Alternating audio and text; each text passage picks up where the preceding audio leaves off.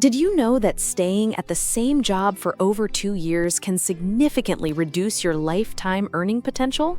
The corporate ladder is broken.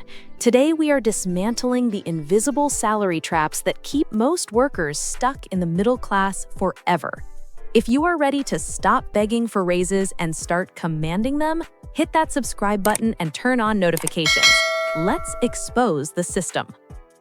Trap number 1, the loyalty tax. Why staying costs you. The most dangerous lie in the corporate world is that loyalty pays. In 2024 and 2025, loyalty is actually a tax. Here is the raw data from the US labor market. Employees who stay at a company for longer than 2 years typically see raises averaging around 5% annually. This barely keeps pace with inflation. However, employees who switch jobs every 2 to 3 years often see salary bumps averaging about 10%. Think about the math over 10 years. Worker A, loyal, starts at 50K, ends near 80K. Worker B, strategic, starts at 50K, ends near 95K. That's nearly $30,000 more per year for the same type of work. Why? Because companies budget differently for retention versus hiring. Staying means you're paid from the smaller retention budget. Moving unlocks the larger hiring budget. Trap number 2, the family narrative. Emotional manipulation. We're a family here. Sounds comforting, but it's often a tactic. Families don't lay off members to hit quarterly targets. Families don't freeze promotions because of budget caps. Work is a transaction. You sell skills, they buy them. When you buy into the family myth, you feel guilty asking for raises or exploring other offers. That guilt keeps labor costs low. Treat your employer like a client. Deliver excellence, but if they stop paying market rates, find a new client. Trap number 3, the title trick. Status instead of cash. Companies love to pay in prestige because prestige is free.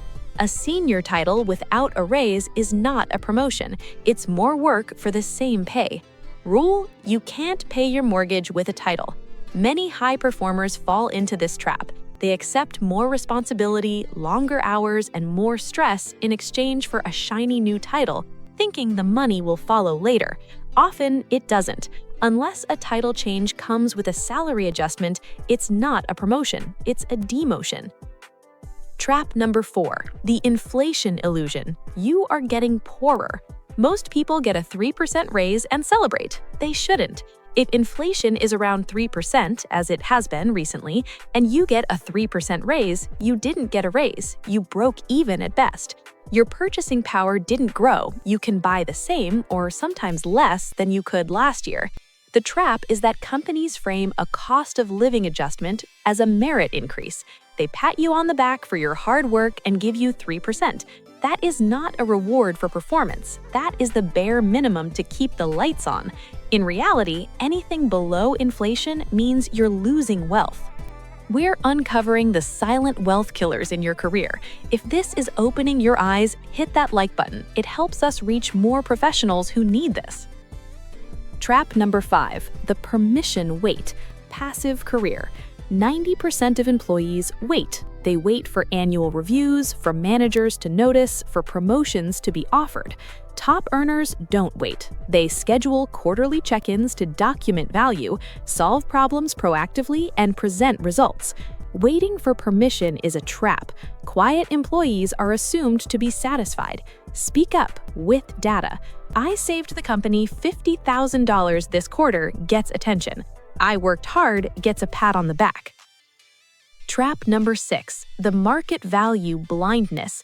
Do you know what your skills are worth today? Most people anchor to their current salary. If you make $60K, you might think $65K is great.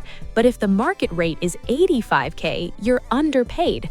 Solution? Interview once a year, even if you're happy. Interviews are free market research. Offers reveal your true market value. Trap number 7, the skill stagnation, the 5-year trap. There's a difference between 5 years of experience and 1 year of experience repeated 5 times. Many people fall into the routine trap. They master their job in year 1 and then they coast. The problem is that technology and industries move fast. If you're not adding new skills, AI proficiency, data analysis, project management certifications, your market value is actually dropping.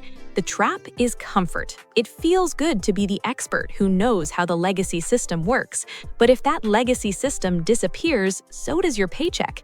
You must be constantly upskilling. The highest earners treat their skills like a product portfolio, always launching new features, skills, to justify a higher price, salary. Trap number 8, the salary taboo. Silence keeps you poor. Who benefits when employees don't talk about their salaries? The employer. There's a cultural stigma in the US about discussing money with coworkers. It feels rude, it feels private. But that silence creates information asymmetry. If you don't know that the new hire, who has less experience than you, is making $15K more than you won't know to ask for a raise.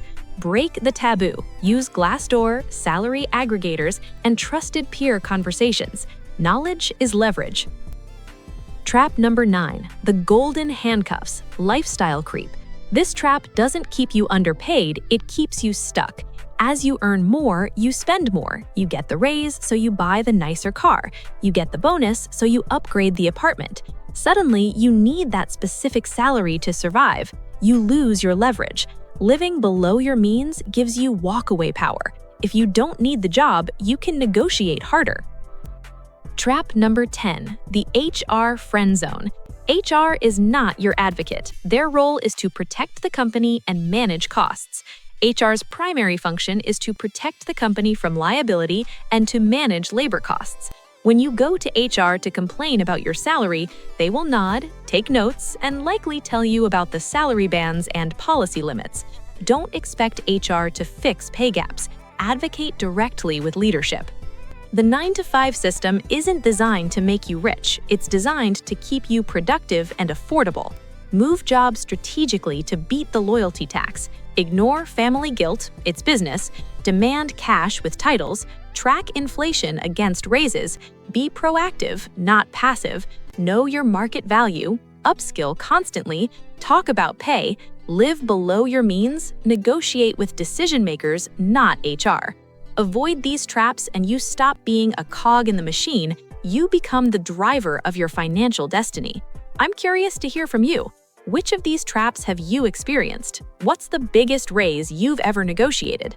Drop your answers in the comments and subscribe for more educational content on personal finance. Thanks for watching.